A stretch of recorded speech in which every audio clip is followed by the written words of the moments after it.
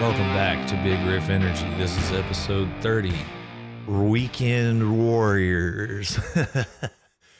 I'm doing the sunglasses thing. I'm going to see if that improves the vibe or alters the vibe or makes any of this any easier or harder, or we'll just see what happens. I've been curious about it.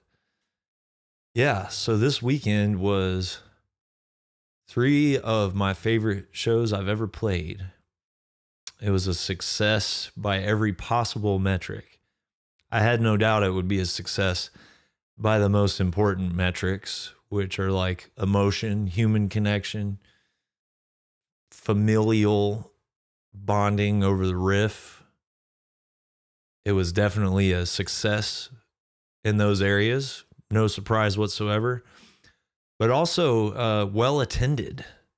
Well attended, and each band was well received and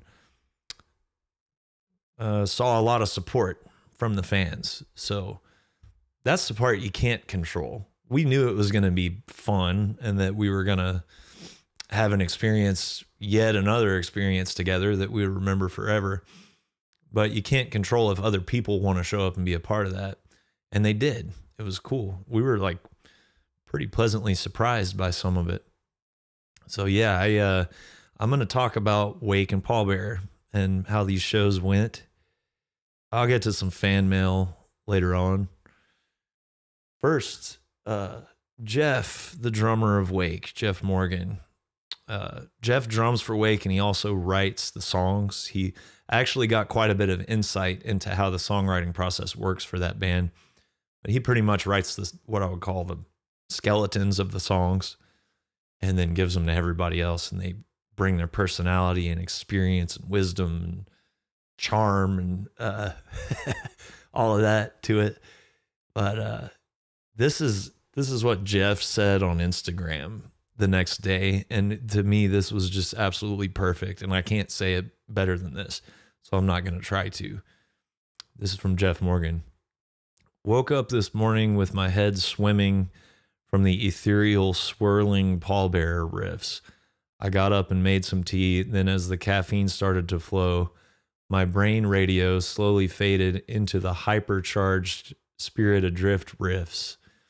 Then as the morning progressed and the caffeine and the dreams swirled into one, my endless mental music machine fused the sounds together and ultimately cycled back around to its usual otherworldly murmur, aka wake.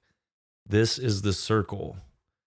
These shows were a living cycle of time and sound. Thank you so much to Pallbearer for sharing your 15 years of hard work and musical exploration with us. And thanks so much to Spirit Adrift for going all in with militant level precision into this life we've all chosen. Cheers to this and many, many more rituals together. Riffs equal life. Yeah, pretty perfect. I love the analogy of his brain being just like a receiver of transmissions. And we go and see bands or we listen to records that we love and we get the riffs and the vocal melodies and parts stuck in our head. And then they become this, they're absorbed by osmosis into this like psychic soup that eventually becomes our own musical identity and our own creative frequency. You know, I think that's really cool and a vivid description of how that works. One thing that stood out to me in that is that Pallbearer has been around for 15 years. I can't believe that, man. We were joking about like, you know, not being in this for the money and stuff. And we had a good bit going out on the sidewalk of like calling up the electrical company and being like, hey man, I'm kind of broke, but Decibel Magazine gave us album number 2 of the year 10 years ago. You think you could give me a discount? Or like, you know, this guy told us one time that we should be direct support for Metallica. Do you think you guys could waive my water bill this year? So, yeah, it's 15 years of that, man. It's hard to believe. And we're still here doing it because we love it. That's it. It's our lives. It's our purpose on this earth. I haven't seen Wake. I'm going to be honest. I can't remember the last time I saw Wake. I was running into all sorts of patrons of downtown music in Little Rock over the weekend. And it's like, we would be trying to remember stuff. And it was just like, ugh. I brought up the time to CT where I hit that guy and his friends jumped on me, and Reed and CT jumped in and got them off. And he was like, yeah, sounds like a typical Tuesday night at downtown music. But I haven't seen Wake for 13 years, maybe 14 years. I definitely stopped seeing them in 2011 because that's when I moved out of Arkansas. But I think I saw them in 2010, so that's 13 years ago. And yeah, we got to Tulsa and immediately just locked in like no time has passed. I've seen the people in the band since then. I just haven't seen the band perform. And yeah, it was just John Judkins, who plays guitar for Wake. We talked a lot about how on tour, usually there's like a feeling out process between the different people and personalities on the tour. And there just wasn't that. It was just instantaneously. I mean, most of us have known each other for 20 years. So it was just like, whatever, just snapped right back into, it was just like seeing family. And we played and it was great. You know, I knew these shows would be successful as far as forming memories, more memories that we'll keep for the rest of our lives. And I knew it would be really fulfilling emotionally and on a lot of different levels. We knew that we wanted to do it and be a part of this really special thing, but you can't control if other people want to be a part of that. That's one element of this we can't control. And it turns out a lot of other people did want to be a part of it. It was no surprise to me that the shows were successful on that emotional, creative, artistic, spiritual level. But man, we were pleasantly surprised when people came in that door in Tulsa, Oklahoma, and we played and it was great. First time we've ever played Give Her to the River, all four of us together. And I mean, we didn't practice before the shows. We didn't practice before download either. It blows people's minds, but all four of us put in work on our own. That's how you do it, especially if you're spread out. You just got to put the work in on your own, and everybody in Spirit Adrift does. And it's incredible. I don't even have to think about it or worry about it or anything. And we showed up, played our set, played Give Her to the River, went really well. It was hard to breathe, man. That the heat dome or something was frightening. It was like it was sucking the life force out of me all day for sure. But anyway, our set went well. And then Wake got on stage. When they started, I was in the middle of the room and really reminding myself to be as present as possible and not think and not look around the room and just experience what was going on. And after about 30 seconds, I didn't even have to put effort into that. I was just sucked into the vortex of this cosmic monster that I'm so familiar with. And I was just there. And second song they played is a song called Crooked Rivers that I know every word to. I used to sit and just study the lyrics to those songs on Voices of Omens. They started playing that and this little mosh pit broke out. It was really funny. It was like a young kid and these two kind of older dudes, and they were just sort of hopping in place. And then they just kind of hop diagonally into each other and look at the other guy to see, is that okay? Yeah, that's okay. Are we starting a mosh pit? It was very strange. It was the most like thoughtful and gentle beginning to a mosh pit I've ever seen. But then it opened up. It got real for sure. And as soon as it did, I just like bashed my juggernaut. I was a juggernaut, bitch, all the way to the front. And got on that center monitor. And I haven't banged my head that hard since I was 19 years old. as screaming. I blew my voice out, not performing, but just screaming Wake lyrics and screaming absurd nonsense to all my friends all weekend. That's what took my voice away. It was just the absolute nonsense of the weekend, the socializing. But man, just screaming every word and like hitting that center monitor, and people were crashing into my back. And that's what I was doing every time I saw Wake at Downtown Music or anywhere else. I'd be on that center monitor, getting smashed into, banging my head, just being crushed, swirling into this black hole while simultaneously being crushed into a single microscopic point. And I was there, man. You know, people say when you die, your life flashes before your eyes. My life was flashing before my eyes when I was watching Wake, but not my entire life. My life starting in 2007. That first time I saw them, I've spoken about it on the podcast. It was actually all one show. It was one show, which is hard to believe so many monumental things happened to me in one night. But Wake and Torch, that was the first time I saw Torch. And that was the first time I met CT from Wake and Reed Rayleigh from Wake. It was all one day. February 25th, 2007, the day before my 19th birthday. And when I was watching Wake in Tulsa, there was a slideshow playing as clear as if I was watching it on a monitor, starting with that day. And it played my whole life in Arkansas all the way up until the day I left. I remember leaving. I remember the day I left. I remember my last show at Downtown Music because it was pretty eventful. It was that Crowbar show, and there's like this same guy got knocked out like 4 different times.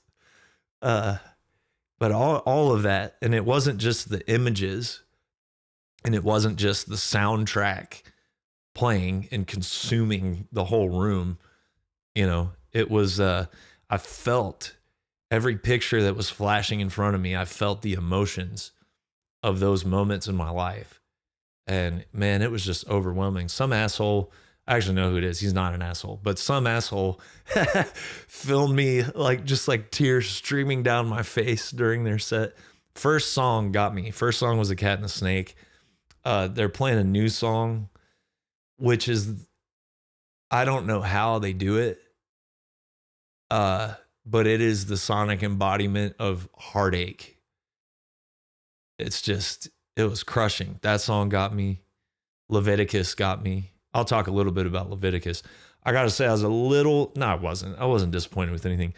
It would have been even cooler if they played something from this album. If you walk before you crawl before you die. I finally picked this up on CD. This is like an artifact. If you're just listening, I'm holding this CD of that Wake album, and everywhere I went in Arkansas, people had this CD in their cars and their houses. And for some reason, I never got a hold of one. I could have easily just picked one up off of somebody, but I never did, because I feel like you would bring a curse upon your house if you did that. But I finally got my hands on this. I'm so psyched. I think this is the first Wake album that Sanford Parker recorded. And obviously they're the connection between Sanford and myself, me even like discovering who that guy is. But just listen to this shit. This is the first line of this album. A wave of dying spiral galaxies crashing inside of my veins. I mean, they say Tom Petty is the king of the one-liner, but that's like Geezer Butler taken way far outside of time and space. Reading these lyrics and seeing Wake, I was reminded of just how much I owe that band. There are like significant life lessons and lessons about creativity and music and expression to be learned, not just from that collective unit, but from every single person that is a part of that band and every single person that's ever been a part of that band. I'm not going to bore everybody with the history of the swapping out of members, and but just abridged version of that is it's like a family. The band is really like a family. It's not a lot of more modern bands and a lot of more industry type bands. It's people that hate each other or come to hate each other, and they're just forced into a situation because there's so many moving parts and people dependent upon the income of the band or something like that. Just nonsense. This is a family. Everybody that's ever been in the band are family. And it's some of the most brilliant creative minds that I've ever experienced in my life on any level. Like, the people that have been in this band are, it's just rare that every member would be so unique as a personality, but also as a creative type. And yeah, I don't know. I didn't even know who to look at when I was watching them. I'll try to look at all of them at the same time, grow like 20 eyes, like the Misfits song, and just look at everybody. But like CT's lyrics, you know, Geezer Butler is probably my favorite metal or rock lyricist, but I think CT might be up there too. It's the same kind of spirit, but it's got this dark, haunted Southern vibe to it. Tragic, you know, and revisiting these lyrics, I just realized how much of an impact that had on me. It's sci-fi, but not fiction. It's fantasy, but not fantasy. Like, it's fantasy, but it's the blues. And it's the deepest, darkest corners of the human experience on a cosmic and subatomic and spiritual level. And I mean, that's a perfect representation of the music as well. Like Jeff talking about tuning his radio to the hum that's in his DNA that comes out as Wake's music, you know. They got Johnny Judkins on guitar now, and he is, you know, the guy he replaced, a dude named Kiffin, who, you know, Johnny's described him as like surgical. And John's doing everything I would want to hear that Kiffin did. But Johnny's a Murfreesboro boy, which is right outside of Nashville, for those of you who don't know. I swear John's bringing a Nashville thing to it. It's like, it's the most evil, progressive, possessed, sludge, psychedelic stuff that he's doing, but if it was produced by Dave Cobb, who does like the Sturgill records and Isbell and all that stuff. It has, Johnny will hit a big power chord that's part of some really slow, monolithic sludge riff. And while the whole band's in the middle of sustaining that chord, he'll drop down and do some Neil Young, Nashville type stuff, man. I swear, just so unique. Nothing like it, man. And Austin, the new dude, he's a little bit more into like progressive death metal, which makes sense because I heard, you know, when Jeff was writing a lot of the Voices of Omen stuff, he was listening to a lot of Suffocation and stuff like that. And Austin's bringing that progressive shred element, but he's also got the Southern gritty soul thing, which is crucial for that lead guitar role, you know. Jeff's drumming to me has always been, he just has such a distinct style. Such a distinct style. It's like maximum impact at all times. Whether that's, and not to say there's not dynamics, because sometimes the most impactful thing he can do is drop down and just click his left foot on the hi-hat, right? But it's just whatever the most impactful thing that could possibly happen on the drums, he's doing it. And B is just like still a feral animal. Brings a whole different type of energy to it with the synth, just like, that's that cosmic sound. But then her vocals are just kind of like, if there were witches, you know, back in the early days of America, back in them woods, you know, she's carrying that tradition forward for sure. So I don't know, man. They're the best band ever. They're definitely the best band right now. I love Pallbearer too. I don't want to like neglect Pallbearer. I've seen Pallbearer so much, toured with them, and They haven't lost their impact at all, you know, but I haven't seen Wake in 13 years. So obviously I'm going to focus on that. Yeah, man, it just, all three of those shows, you know, in Tulsa, I connected with my friend Jamie, who played bass in the second band I was ever in, you know, my high school band. We learned all kinds of Black Sabbath songs and Misfits songs and Zeppelin, and had a bunch of our own original material. And, you know, my high school bands made records. I was making records in friends' bathrooms and garages and stuff, even back then. So Jamie came out in Tulsa, saw a couple other high school friends. Tim, who I mentioned on the Arkansas podcast, came out with Todd, who I mentioned on the Arkansas podcast. And it was just so cool seeing all the, man, Alan Short from Deadbird came out. I'm going to talk about this Deadbird record later. Alan and his wife Tara came out to 2 shows actually, and just, God damn it. We flew out our friend Dylan, Cool Shirts, who's been helping us with merch. It was just incredible, man. Even the first show, we just knew it was on. It was just on. And yeah, then we went to Dallas. Dallas was great. My wife came out. She rarely gets to see us because she works so much, works so hard all the time, always taking care of other people, you know. And God, just so many friends in Dallas too. The drummer for that same high school band that our bass player came out in Tulsa, he came out, my friend Andrew, his older brother was out in Tulsa, and he looks better than I've ever seen him, man. He's got long hair, first time since 9th grade, man.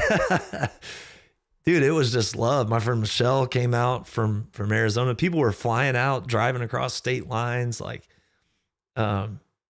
just incredible. And, you know, this was the strategizing of a group of burnt out, fried hillbillies, just doing what their heart desired. And it was 3 of the most successful shows we've had in a long time. There wasn't, you know, Pallbearer's people, management and agents helped out. Don't get me wrong. But this was something that we came up with.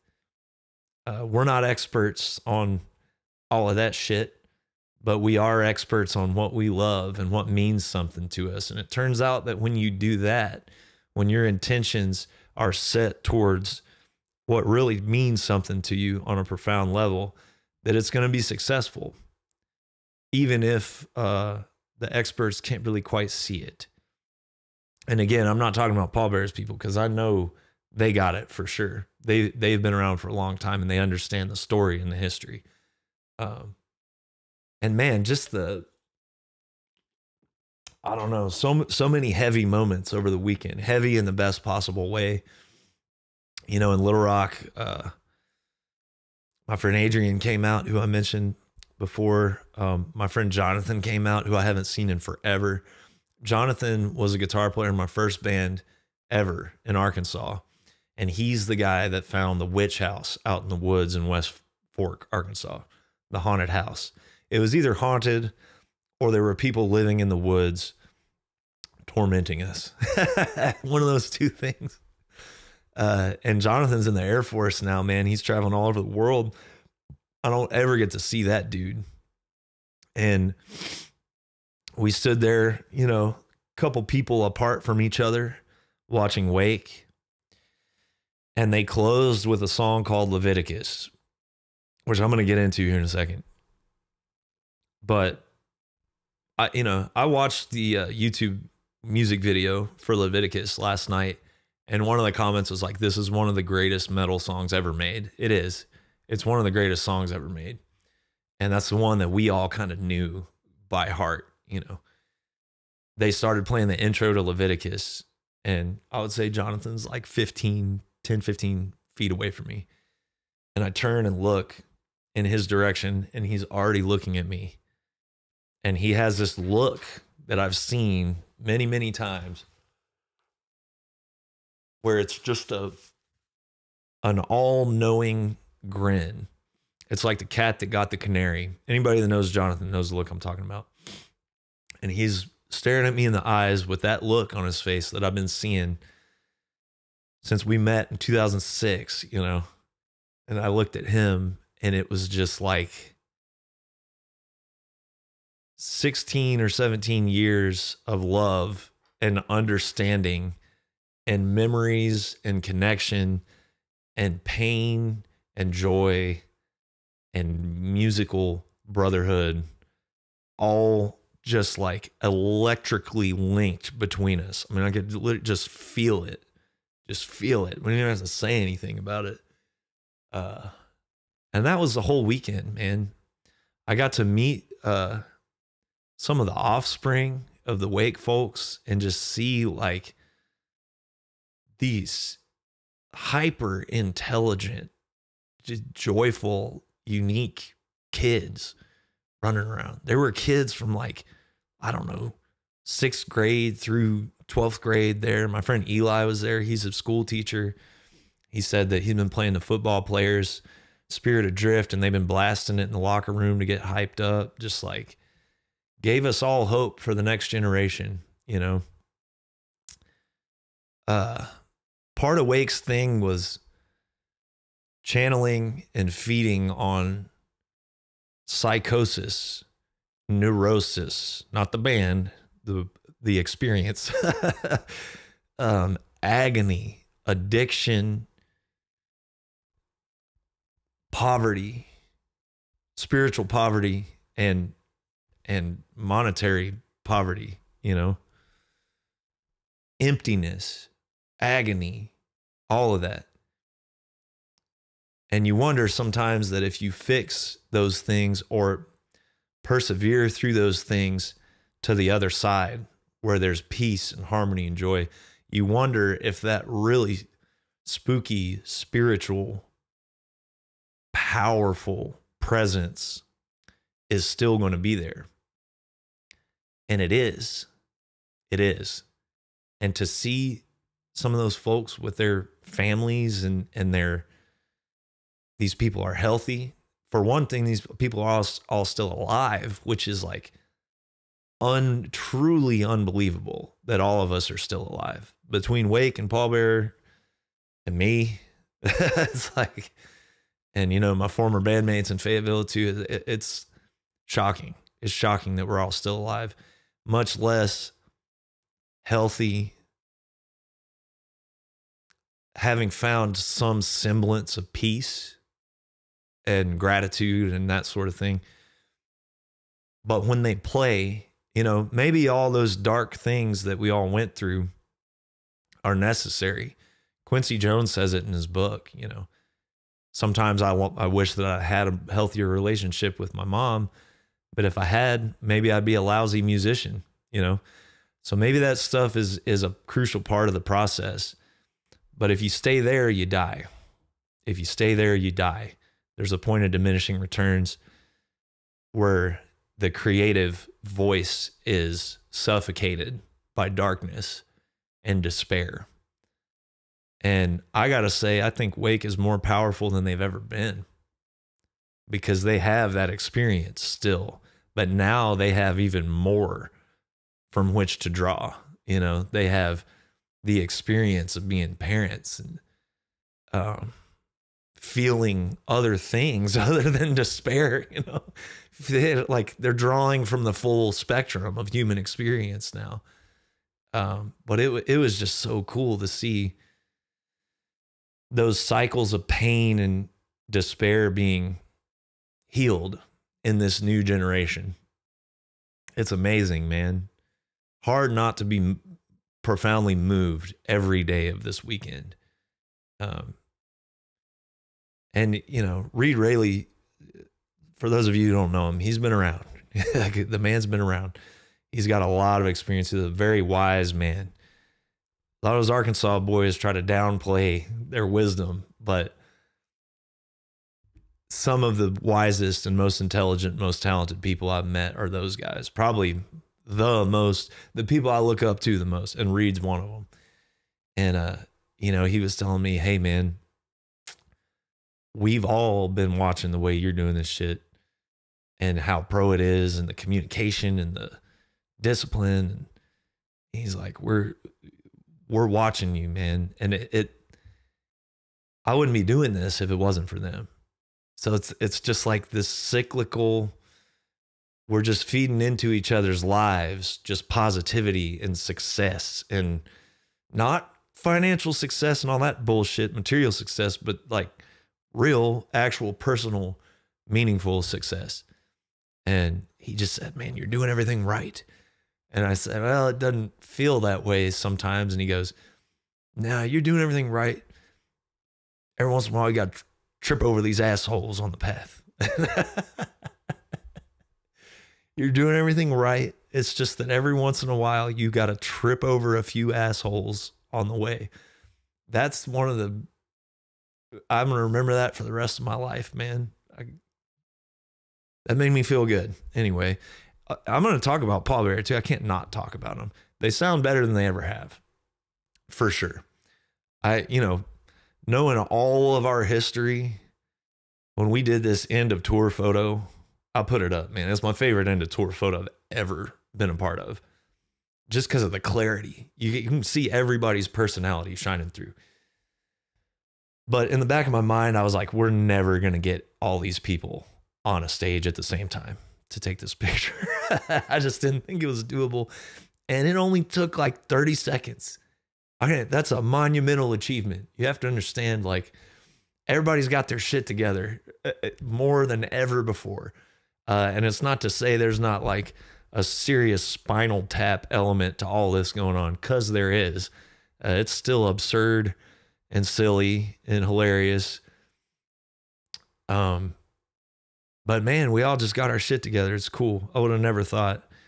And that's reflected in Pallbearer's performance. I mean, they've never sound tighter to me. The vocals have never sounded better.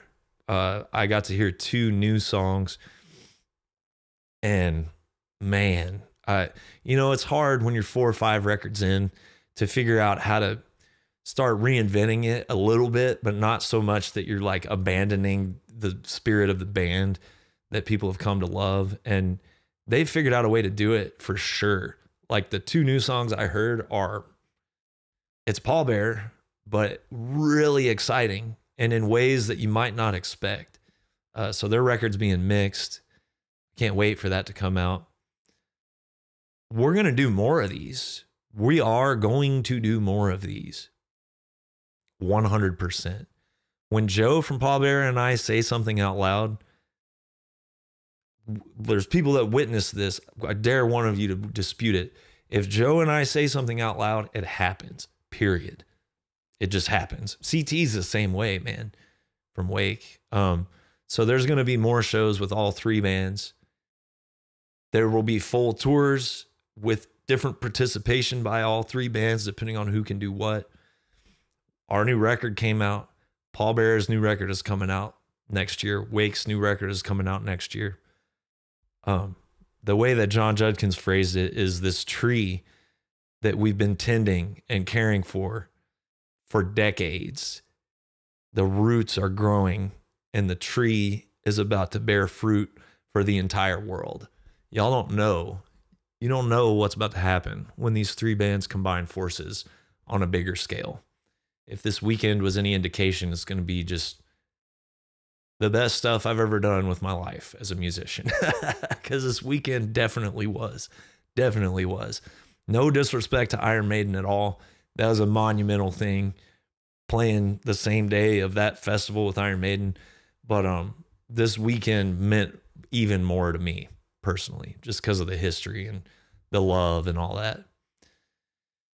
I told Jeff when I was leaving Little Rock, I said, man, when I started the Spirit Adrift thing, I thought about, I didn't know at first that Jeff played guitar and wrote riffs too.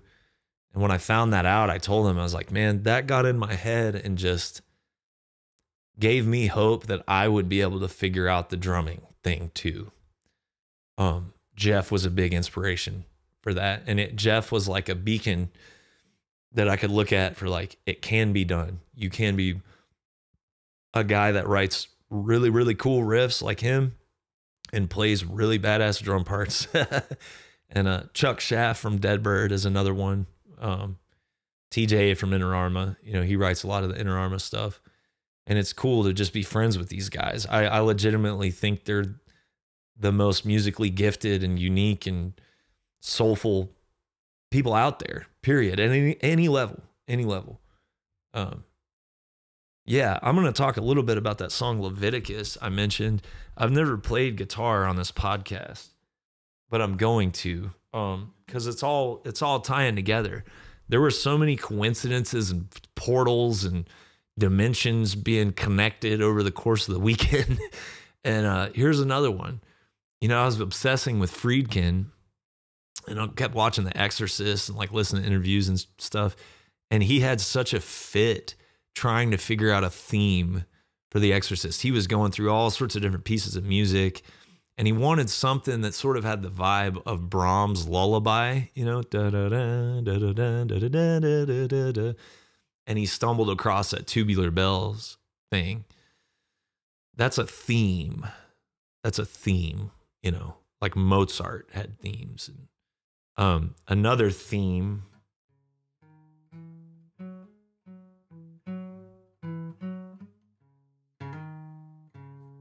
I don't know if that's coming through the mic. I'll play that again.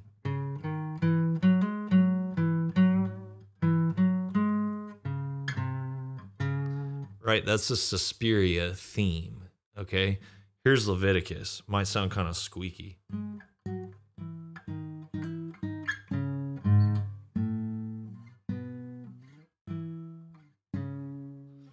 There's the theme from Leviticus. They play it in the intro and they play it in the outro.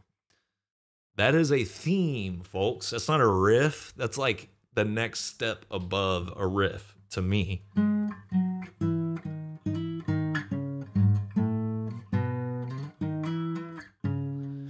Because the whole song builds off of that theme.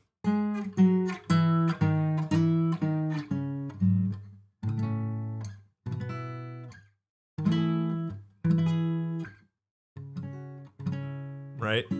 I'm blowing it, but different chord voicings, right? There's a chord voicing. What was the other one? Right? Minor. That is so primally familiar to the human soul, or whatever you want to call it, that I mean, it's like if you wrote that song in 2 million years after the, you know, after the solar system has been destroyed and recycled, and there's like a new species of humans, if somebody hummed that, everybody would be like, yeah, I remember that. You know, my goal with the next Spirit Adrift album is to come up with a theme that is that powerful and familiar to the human race, and branch off of that. And I don't know anybody personally that's better than that than Jeff Morgan. I mean, it is like some people are born a little too sensitive to the forces that are swirling around us, and he's one of them for sure, man. He can tune that radio into stuff that's been playing over the airwaves since the Big Bang, you know. I want to talk about well, you know what? I'm going to get some fan mail going. Okay, I'm going to shout out Patrick M from West Texas. Patrick, forgive me, but I'm not going to read the whole thing you said. I really, really appreciate the compliments and everything like that.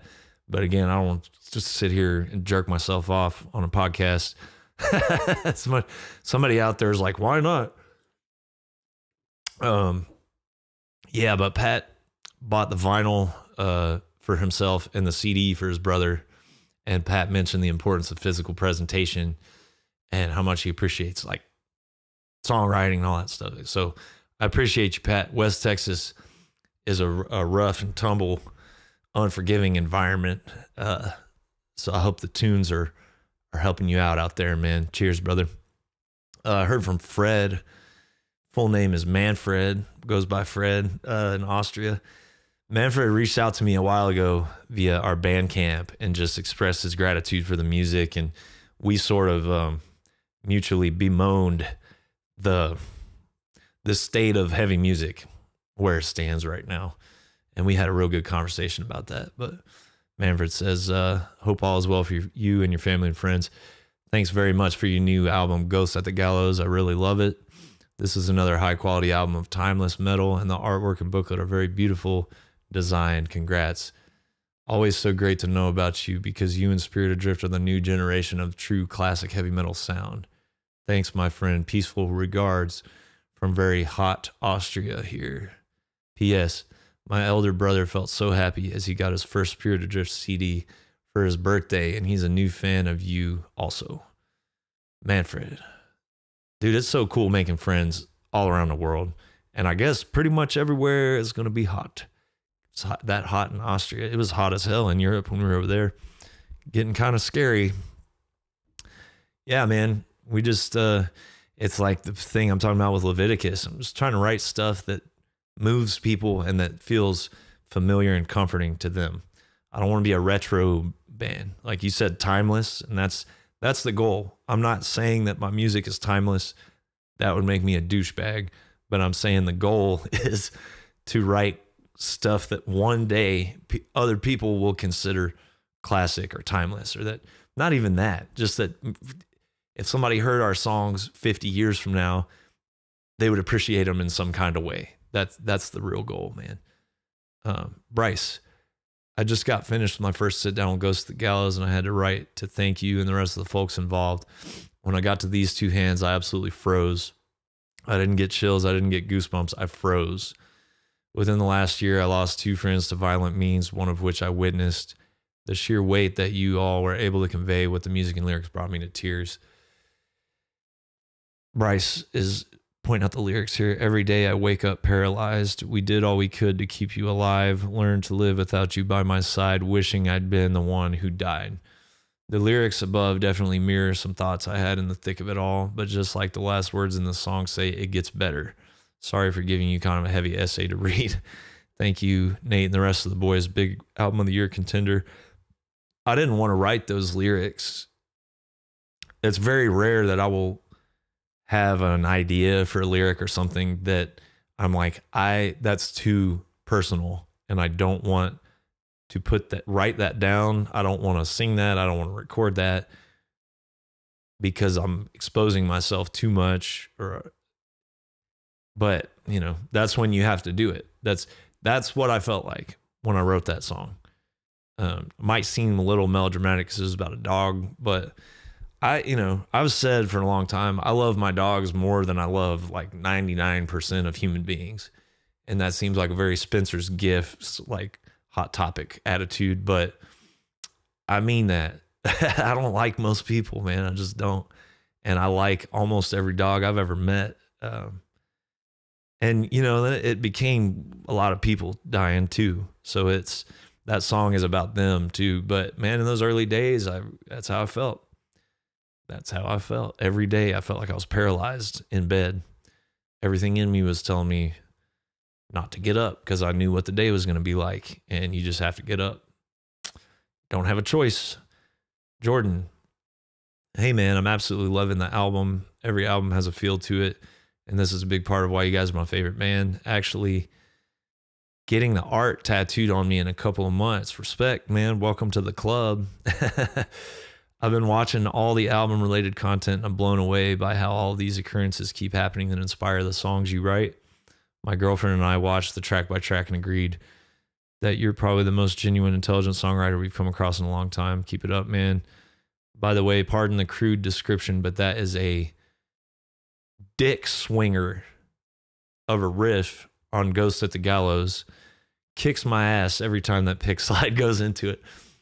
No, you don't have to pardon anything, man. That was literally the goal. That's the perfect descriptor. I mean, you could substitute ass beater or whatever, but yeah, thank you. That's a very high compliment. There's different types of riffs. I want this one to make people really think, not that one. Thanks, man. I appreciate it, Jordan. And I'm writing a lot more riffs like that one. The riffs that have been coming out lately have been of the DS variety for sure. With our next album, playing Hellfest and downloading all that stuff really had an impact on me. I was like, a lot of these bigger bands are playing their greatest hits pretty much. Whatever songs are the best live songs. I'm like, what? You could just do a whole album. You could just do a whole album of songs that you could play at Hellfest in front of 100,000 people and everybody would just go ballistic. So that's the goal with the next album. I had a lot of goals with this current album, you know, the Southern Gothic thing, haunted, spooky. That was the vibe of my life at that time. And the vibe of my life right now is that I want to beat the shit out of the entire world. So that'll be the next album. All right, now I'm gonna talk about this Deadbird record. It's the third album, Forest Within the Tree. I almost thought it was the fourth album. I don't know why. That's weird. Had a brain glitch. Chuck from Deadbird is kind of like the, what do they say in Oh Brother, Where Art Thou? Paterfamilias of the whole Arkansas thing to me and so many others. Me and Alan from Deadbird talked about that. Chuck and my buddy Jeremy from Seahag were kind of the only components missing of the weekend, but I just talked to both of them. It's all good. They're grown-ass men with grown-ass responsibilities, and that's why I love them to death and respect them. And yeah, Alan from Deadbird came out to the gigs, who is another one of my favorite human beings, one of the most brilliant dudes I've ever met on so many different levels. And we just talked about Chuck, dude, just being like he's the big brother, big little brother of the whole thing. I lived, I don't know, 5 minutes from Chuck in Fayetteville. Chuck and his brother Philip, who played drums for Deadbird. And yeah, I used to see Chuck every day. We still talk on the reg. Again, like two people that shouldn't even be here, you know, and here we are. Philip always had his life a little more together than the rest of us. So I'm not surprised that Philip's doing just fine. But me and Chuck, I'm a little surprised, but here we are. And Chuck was sending me demos of this record, and he sent me sort of the final, here it is, here's the record. And I listened to it like from start to finish the minute he sent it to me, and I was brought to tears, man. It's hard to pick a favorite Deadbird record. They all have their own unique character and power and personality. But I mean, this is tied with my favorite Deadbird record with the other two. You know, it's got its own, it's beautiful, it's crushing, it's magical. It's got that Arkansas thing that's just hard to define. And yeah, they're firing on all cylinders. The production is the best production they ever had, probably. And I would recommend this for fans of Neurosis, Crowbar, Burning Witch, Isis, Baroness, Old Mastodon, Allman Brothers Band, Leonard Skinner. Yeah, it's just good, soulful. It's crushing and it's heavy. His Hero Is Gone. I would recommend it for fans of His Hero Is Gone.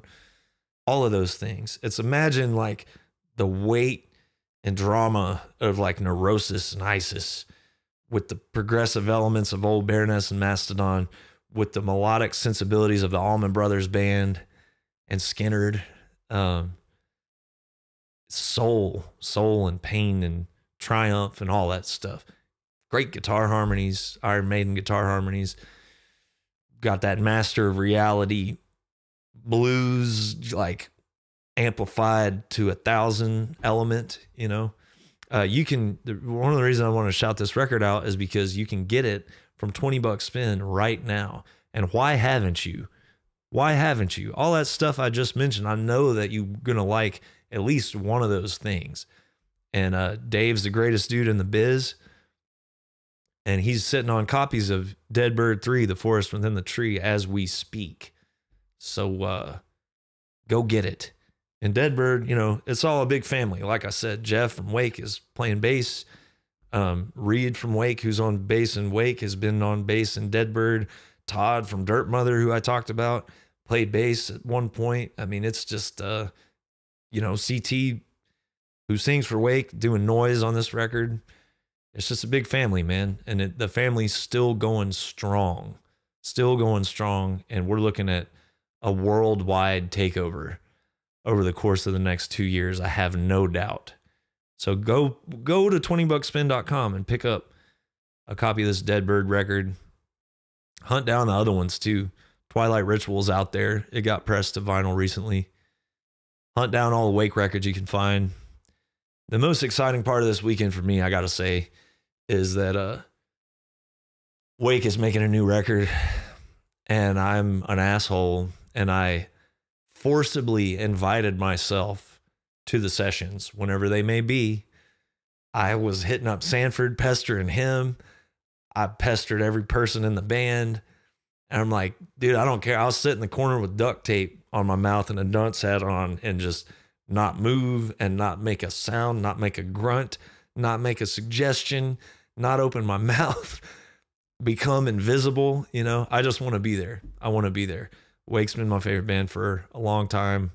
And, you know, Sanford's one of my favorite guys to make records with and just observe. You know, I just want to observe and learn as much as I can. So that's going down. Arkansas takeover over the next couple years. Y'all don't even know. All right. See you next episode.